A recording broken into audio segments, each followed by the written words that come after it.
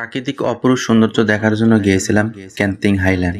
Hello viewers, আসসালামু আলাইকুম। কেমন আছেন আপনারা? আজকে এমন একটি জায়গার ভিডিও নিয়ে এসেছি যা মালয়েশিয়ার মোস্ট পপুলার জায়গা, তাই ভিডিওটা স্কিপ না করে পুরোটাই দেখতে থাকুন। পাহাড়ের আঁকাবাঁকা রাস্তা পেরিয়ে চলে আসলাম ক্যান্তিং হাইল্যান্ডের কেবল কার স্টেশনে। ইনি হচ্ছে আমার বস, আমাকে খুঁজতেছিল আমার সাথে ছবি তোলার জন্য। যাই হোক, আমরা লাইনে দাঁড়িয়ে আছি, এক এক করে সবাই কেবল কারে ঢুকছে। তার মধ্যে আমি কিছু ভিডিও শুট করে নিলাম। এই ক্যাবগুলো কোম্পানি থেকে দেওয়া হয়েছে যাতে দল থেকে বিচ্ছিন্ন হলে সহজে খুঁজে বের করতে পারে। অবশেষে কেবল কারে আমরা উঠে আসলাম। সত্যি মালয়েশিয়ার প্রাকৃতিক সৌন্দর্য দেখে যে কেউ মুগ্ধ হতে পারে।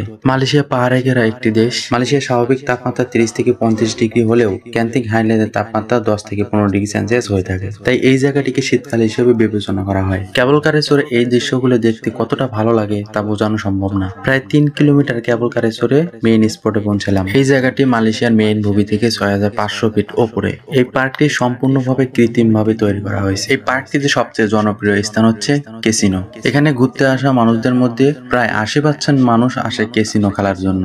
মালয়েশিয়া ভ্রমণ জায়গার মধ্যে এই জায়গাটি সবচেয়ে এক্সপেন্সিভ জায়গা। আমাদের মতন প্রবাসীদের এখানে আসার ইচ্ছা আছে, কিন্তু সামর্থ্যই কুলাবে না। আর আমরা গিয়েছিলাম আমাদের কোম্পানির পক্ষ থেকে। যদি কোম্পানি না নিয়ে আসতো তাহলে আমাদের আসার স্বপ্নটা স্বপ্নই রয়ে যেত। পরবর্তী ভিডিওতে আরো বিস্তারিত নিয়ে আসবো। আজ এই পর্যন্ত, খুদা হাফিজ।